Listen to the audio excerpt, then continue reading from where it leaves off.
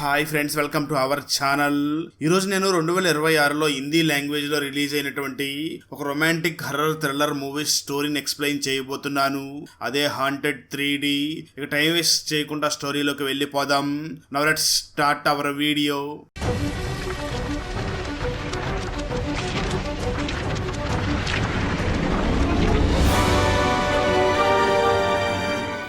Open చేస్తే series starting సీన్లోనే ఒక పెద్ద ప్యాలెస్ని చూపించడం జరుగుతుంది. ఆ ప్యాలెస్లో ఒక డెడ్ బాడీ పడి ఉంటుంది.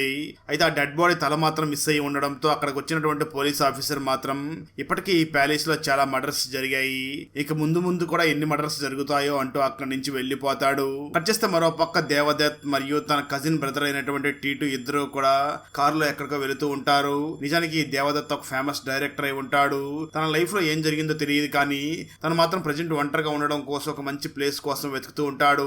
అలా వాళ్ళ ప్యాలెస్ దగ్గరికి వెళ్ళగానే అప్పుడే ఆ డైరెక్టర్ కి నాకు ఈ ప్యాలెస్ కి ఏదో లింక్ ఉంది అన్నట్లుగా చాలా ఫీల్ అవుతూ వెంటనే ఆ ప్యాలెస్ ని రెంట్ కి తీసుకుని దేవ్ మరియు టీటు ఇద్దరు కూడా ఆ ప్యాలెస్ దగ్గరికి వెళుతూ ఉంటారు. ఇక్కడ మనకు తెలిసేది ఏమిటి అంటే దేవ్ రీసెంట్ గా ఒక లైలా మజ్ను అనే మూవీని తీసి ఉంటాడు. ఆ మూవీలో హీరోయిన్ గా నటించినటువంటి అమ్మాయిని దేవ్ చాలా సిన్సియర్ గా ప్రేమించి ఉంటాడు. తను కూడా దేవ్ తో చాలా క్లోజ్ గా మూవ్ అయి ఉంటుంది. ఒకరోజు దేవ్ తనకు ప్రపోజ్ చేయడం కోసం తన రూమ్ దగ్గరికి వెళ్ళగా ఆ సమయంలో ఆ హీరోయిన్ ఆ మూవీలో హీరోగా నటించినటువంటి వ్యక్తితో ఎఫ్ఐఆర్ పెట్టుకుని ఉంటుంది. దాన్ని చూసినటువంటి దేవ్ ఒక్కసారిగా చాలా బాధపడుతూ ఈ సమాజం మొత్తానికి కూడా ఎవరికీ తెలియకుండా కొంతకాలం దూరంగా ఉండాలి అని చెప్పి అక్కడి నుంచి బయటకు వచ్చేసి తన బ్రదర్ అయినటువంటి టీటుతో కలిసి ఆ ప్యాలెస్ దగ్గరికి వెళుతూ ఉంటాడు. అలా దేవ్ మరియు టీటు ఇద్దరు కూడా ఆ ప్యాలెస్ గేట్ దగ్గరికి వెళ్ళగానే గేట్ ఆటోమేటిక్ క్లోజ్ అయిపోతుంది. దాన్ని చూసినటువంటి టీటు చాలా భయపడిపోతూ ఉండగా దేవ్ మాత్రం టీటును చూసి గాలి వల్ల డోర్ పడినట్లుగా ఉంది అని చెప్పి వాళ్ళు లోపలికి వెళ్తారు. వాళ్ళు లోపలికి వెళ్ళి ఆ ప్యాలెస్ కేర్ టేకర్ అయినటువంటి త్రిలోక్ని మరియు అక్కడ ఉన్నటువంటి ఒక పోలీస్ ఆఫీసర్ని కలుస్తారు. నిజానికి ఆ పోలీస్ ఆఫీసర్ ఇక్కడ హత్యలు ఎక్కువ జరుగుతున్నాయని చెప్పి పోలీసులు అక్కడ కాపలాగా పెట్టి ఉండి ఉంటారు. దేవ్ ఆ ప్యాలెస్ మొత్తం చూస్తూ ఉండగా తన ఒక విషయాన్ని గుర్తిస్తాడు.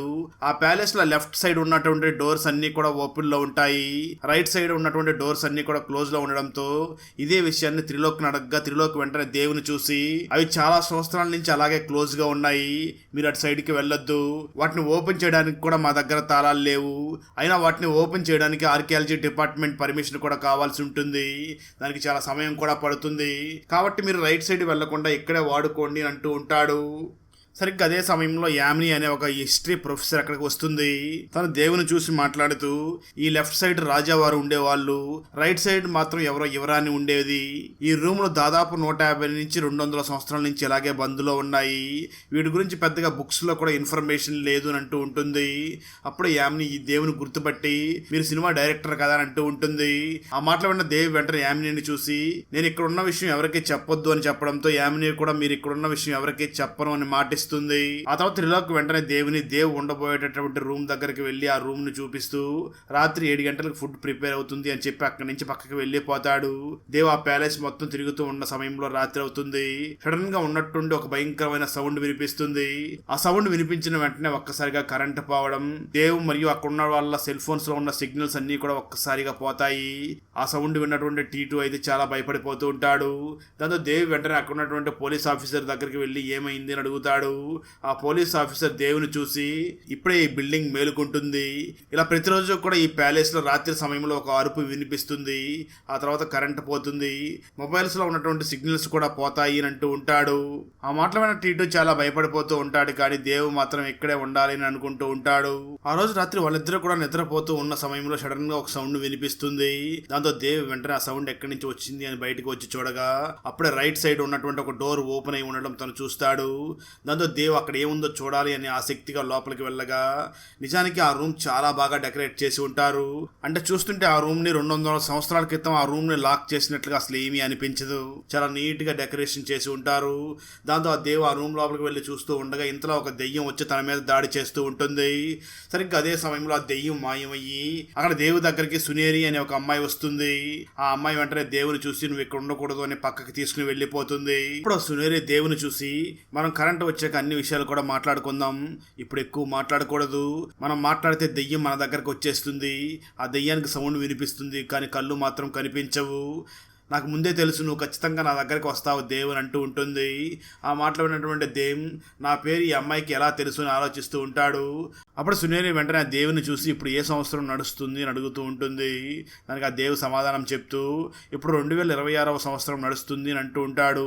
ఆ మాటలు విన్నటువంటి ఆ సునేరి ఈ సంవత్సరంలో నువ్వు ఖచ్చితంగా నా దగ్గరకు వచ్చి నన్ను కాపాడుతావని నాకు ముందే తెలుసు అని అంటూ ఉంటుంది. సరిగ్గా అదే సమయంలో అక్కడికి దెయ్యం వచ్చి ఆ సునేరిని అక్కడి నుంచి తీసుకుని వెళ్ళిపోతుంది. కట్ చేస్తే ఆ తర్వాత రోజు మార్నింగ్ నిద్ర లేచినటువంటి దేవ్ వెంటనే మళ్ళీ ఆ రైట్ సైడ్ ఉన్నటువంటి రూమ్ లోపలికి వెళ్ళడం కోసం చాలా ప్రయత్నం చేస్తూ ఉంటాడు. అయితే అక్కడ ఉన్నటువంటి త్రిలోక్ మాత్రం లోపలికి వెళ్ళడానికి వీలు లేదు అని చెప్తూ ఉండడంతో దేవ్ వెంటనే ఆ ప్యాలెస్ నుంచి బయటకు వచ్చి అక్కడ ఉన్నటువంటి కిటికీని కొట్టి లోపలికి వెళ్ళాలి అని ఆలోచిస్తూ ఉంటాడు. సరిగ్గా అదే సమయంలో యామిని అక్కడికి వచ్చి దేవ్ చేతిలో ఉన్నటువంటి రాయిని తీసుకుని తనే స్వయంగా అక్కడ ఉన్నటువంటి కిటికీని పగలగొడుతుంది. అలా యామిని కొట్టినటువంటి దెబ్బకి కిటికీ ఉన్నటువంటి అద్దం పగిలిపోతుంది. కానీ సరిగ్గా 2 నిమిషాల లోపలే ఆ కిటికీ మళ్ళీ అతుక్కుపోతుంది. అప్పుడు యామిని వెంటనే దేవుని చూసావు కదా, నువ్వు దాన్ని పగలగొట్టుకుని లోపలికి వెళ్ళావంటే మళ్ళీ ఆటోమేటిక్ గా అది క్లోజ్ అయిపోతుంది, అంటే ఖచ్చితంగా నువ్వు లోపల చనిపోయే అవకాశం ఉంది అని చెప్తూ ఉండడంతో ఆ మాటలో ఉన్న దేవ్ మరియు టీటు ఇద్దరు కూడా చాలా కంగారు పడుతూ ఉంటారు. అప్పుడు యామిని వెంటనే దేవ్ మరియు టీటూను చూసి నేను ఈ ప్యాలెస్ మీద రీసెర్చ్ చేసే సమయంలో ఇక్కడ నాకు ఒక డైరీ దొరికింది. ఆ డైరీ బ్రిటిష్ కాలానికి సంబంధించినటువంటి ఒక ఆర్కిటెక్ట్కి సంబంధించింది. ఆ డైరీలో ఇలా రాసింది అని అంటూ ఉంటుంది. ఇక్కడ స్టోరీ కథానికి వెళ్తుంది. ఆ ఆర్కిటెక్ట్ ఆ ప్యాలెస్లో రెనోవేట్ చేయడం కోసం అక్కడికి వచ్చి ఉన్న సమయంలో ఇక్కడ ఏదో తేడాగా ఉంది అని ఆర్కిటెక్ట్ గమనించి వెంటనే బ్రిటిష్ ఆఫీసర్ దగ్గరికి వెళ్ళి ఇక్కడ ఏదో తేడాగా ఉంది, నేను వర్క్ చేయలేను అంటూ ఉంటాడు. అయితే బ్రిటిష్ ఆఫీసర్కి మాత్రం దీని మీద నమ్మకం లేకపోవడంతో వెంటనే ఆర్కిటెక్ట్ని చూసి ఇలాంటి పిచ్చి పిచ్చి మాటలు మాట్లాడొద్దు, వెంటనే నువ్వు రైట్ సైడ్ ఉన్నటువంటి ఈ రూమ్స్ అన్నిటిని కూడా రెనోవేట్ చెయ్యి అని చెప్పి ఉంటాడు.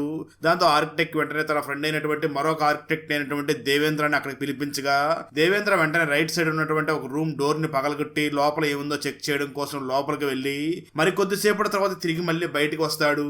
అయితే ఇక్కడ ట్విస్ట్ ఏమిటి అంటే బయటకు వచ్చే సమయానికి ఆ దేవేంద్ర ముసలివాళ్ళలాగా అయిపోయి సడన్ గా కింద పడి చనిపోయి అక్కడే స్కెల్టన్ లాగా మారిపోయి బూడిదలాగా మారిపోతాడు. మరుక్షణమే అక్కడ పగలగొట్టినటువంటి గోడలన్నీ కూడా ఒక్కసారిగా ఆటోమేటిక్ గా అవే క్లోజ్ అయిపోతాయి. దాన్ని చూసినటువంటి అక్కడ ఉన్నటువంటి బ్రిటిష్ వాళ్ళతో పాటు ఆర్కిటెక్ట్ కూడా చాలా భయపడిపోతూ ఉంటాడు. అలా జరిగిందంతా కూడా యామిని దేవ్ మరియు టీటూకి చెప్తూ ఆ ఆర్కిటెక్ట్ కి ప్యాలెస్ దగ్గరికి రావడం కోసం బ్రిడ్జిని కూడా కట్టాడు అని చెప్తూ ఉంటుంది. ఆ మాటలు విన్నటువంటి దేవికి నేను సేమ్ అదే బ్రిడ్జి మీద నుంచి వచ్చాను కదా అని అనుకుంటూ ఉంటాడు.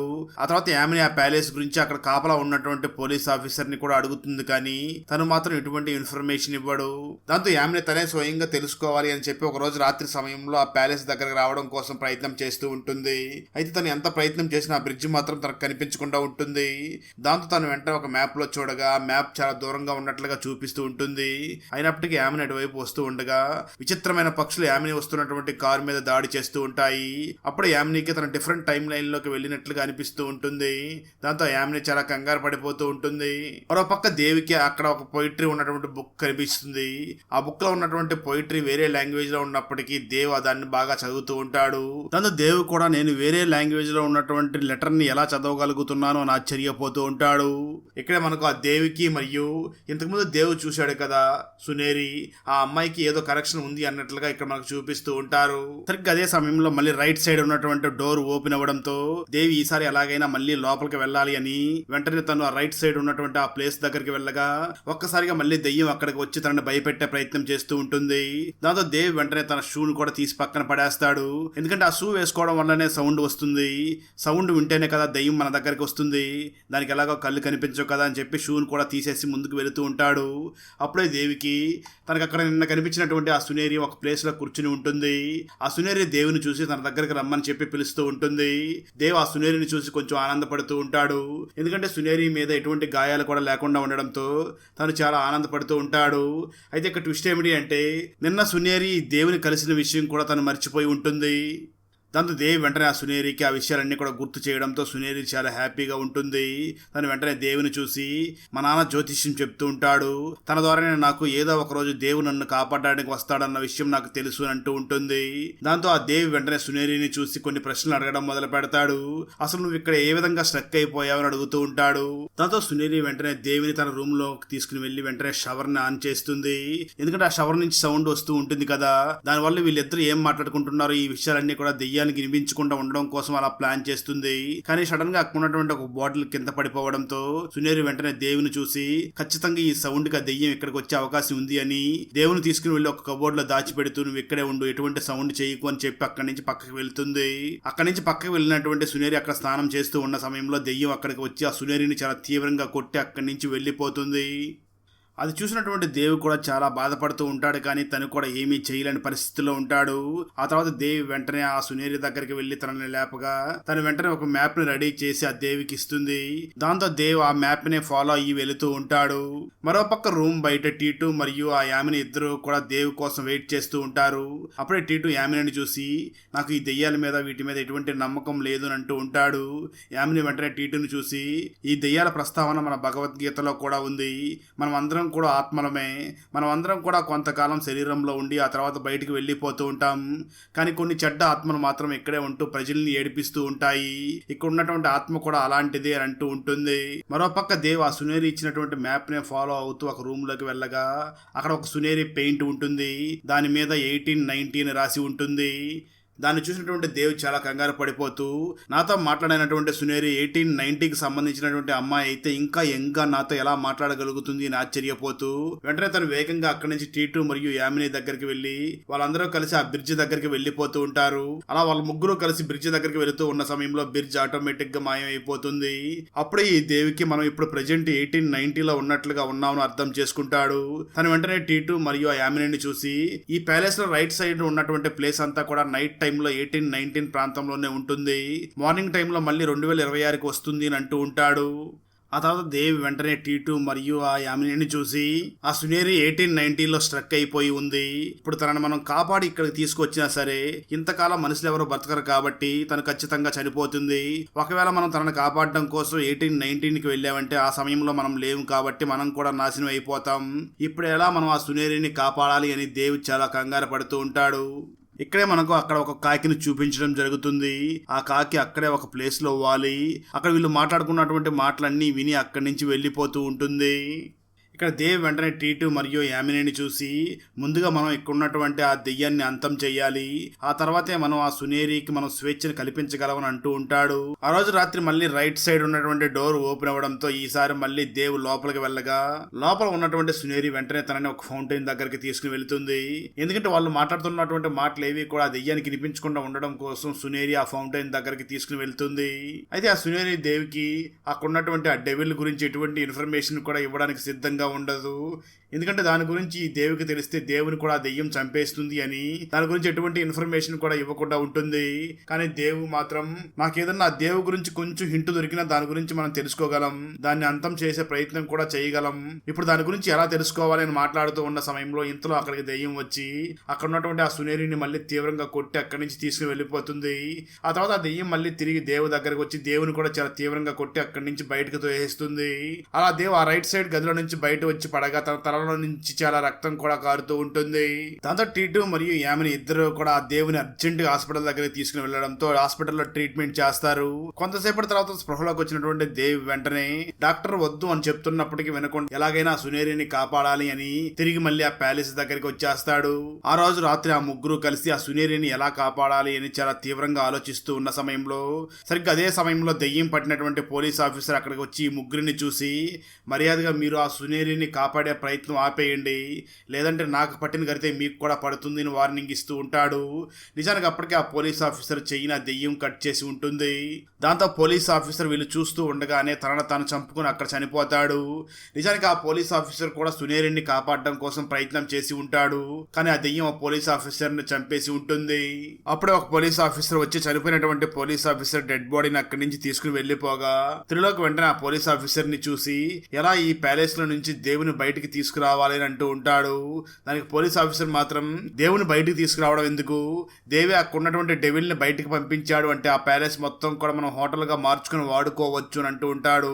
అయితే ఆ మాటలు విన్నటువంటి త్రిలోక్ మాత్రం చాలా భయపడిపోతూ ఇక్కడే ఉంటే నాకు ఏదైనా ప్రమాదం జరిగేలాగా ఉంది అని వెంటనే అక్కడి నుంచి ముంబైకి పారిపోతాడు. కట్ చేస్తే ఆ రోజు రాత్రి మళ్ళీ రైట్ సైడ్ డోర్ ఓపెన్ అవడంతో దేవ్ మళ్ళీ వెంటనే అక్కడికి వెళ్ళగా అక్కడ ఉన్నటువంటి సునేరి పాట పాడుతున్నట్లుగానే చాలా హింట్స్ ని దేవికి ఇస్తూ ఉంటుంది. ఉంటుంది. ఆ తర్వాత దేవ్, టీటు మరియు యామిని ముగ్గురు కలిసి అక్కడి నుంచి బయటికి వెళ్లే ప్రయత్నం చేస్తూ ఉండగా చాలా పక్షులు వీళ్ళ మీద దాడి చేస్తూ ఉంటాయి. కానీ దేవ్ అతి కష్టం మీద తప్పించుకుని అక్కడి నుంచి బయటికి వస్తాడు.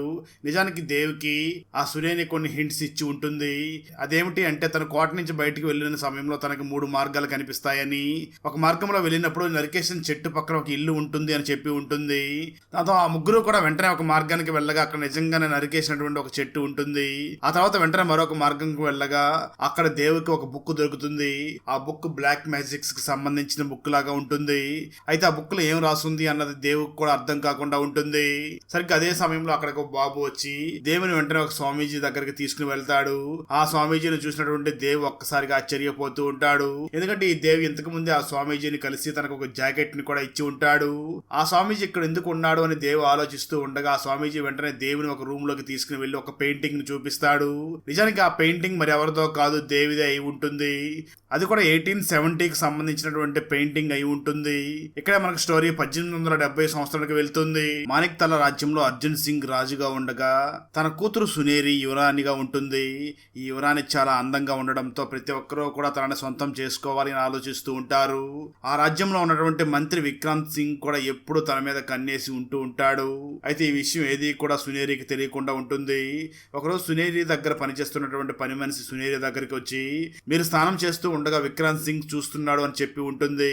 దాంతో తను వెంటనే విక్రాంత్ సింగ్ దగ్గరికి వెళ్లి తనని కొట్టి మాట్లాడుతూ ఉండడంతో విక్రాంత్ సింగ్ వెంటనే తనను చూసి మాట్లాడుతూ నేను నిన్ను పెళ్లి చేసుకోవాలనుకుంటున్నాను, అందుకే చూశాను అంటూ ఉంటాడు. అయితే సునేరి మాత్రం నీకు నాకు పెళ్లి జరగదు, ఎందుకంటే నాకు ఆల్రెడీ పెళ్లి ఫిక్స్ అయ్యింది, నా పెళ్లి విశ్వ ప్రతాప్ సింగ్ తో ఆల్రెడీ ఫిక్స్ అయ్యింది అని చెప్పి తనని అక్కడి నుంచి పంపిస్తుంది. ఇక ట్విస్ట్ ఏమిటి అంటే ఆ విశ్వ ప్రతాప్ సింగ్ మరెవరో కాదు, మన దేవే అయి ఉంటాడు. తను మరొక రాజ్యానికి రాజు అయి ఉంటాడు. ఈ విషయం తెలుసుకున్నటువంటి విక్రాంత్ సింగ్ వెంటనే తన అమ్మ దగ్గరికి వెళ్లి ఇవంతా కూడా మాట్లాడుతూ ఉంటాడు. మరోపక్క సునేరి మాత్రం తనకి పెళ్లి ఫిక్స్ అయి ఉండడంతో తను చాలా ఆనందంగా తను పెళ్లి చేసుకోబోయి ఆ విశ్వ ప్రతాప్ సింగ్ కి లెటర్స్ రాస్తూ ఉంటుంది. ఆ ప్రతాప్ సింగ్ కూడా సునేరికి లెటర్స్ రాస్తూ ఉంటాడు. అంటే వాళ్ళిద్దరూ కూడా ఒకరినొకరు ఇష్టపడుతూ ఉంటారు. మరోపక్క జరిగిందంతా కూడా విక్రాంత్ సింగ్ తన మదర్ దగ్గరికి వెళ్లి చెప్పడంతో తన మదర్ కి బాగా బ్లాక్ మ్యాజిక్ చేసే పవర్ ఉండి ఉంటుంది.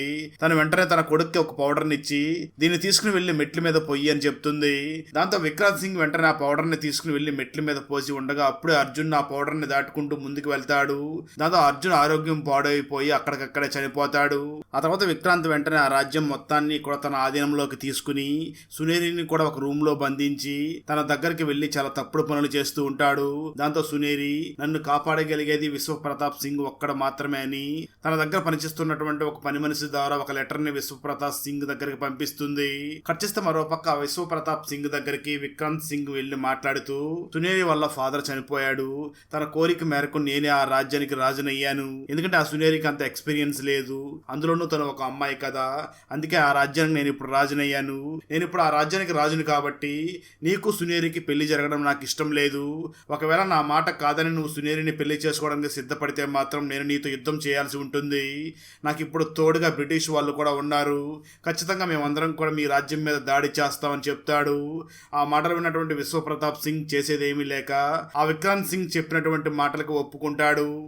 అది మొత్తం విన్నటువంటి విశ్వ ప్రతాప్ సింగ్ వెంటనే ఆ విక్రాంత్ సింగ్ ని చూసి నేను మీరు చెప్పిన మాటలు వింటాను, కానీ దానికి బదులుగా మీరు మీ అమ్మ దగ్గర ఉన్నటువంటి బ్లాక్ మ్యాజిక్ చేసే బుక్ నాకు కావాలి అని అంటాడు.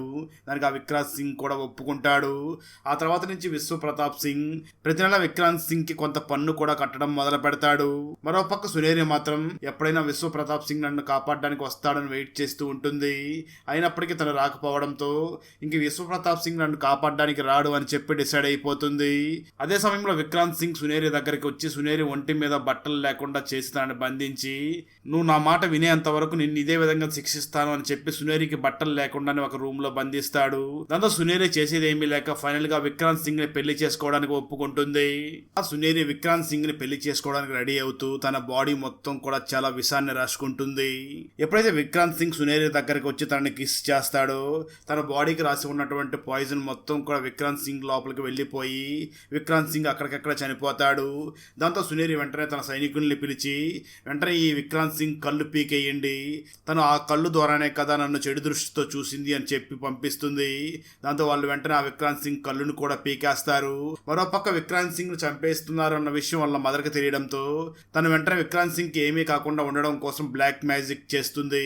ఆ వెంటనే కాకుల్ని పిలిచి విక్రాంత్ సింగ్ ని ఎవరైనా అంతం చెయ్యాలి అనుకుంటే ఈ విషయం వెంటనే తీసుకుని వెళ్లి విక్రాంత్ సింగ్ చెప్పండి, అప్పుడే విక్రాంత్ సింగ్ తనను చంపాలనుకున్న వాళ్ళందరినీ కూడా అంతం చేయగలడు అని చెప్పి ఆ పక్షులకు చెప్తుంది.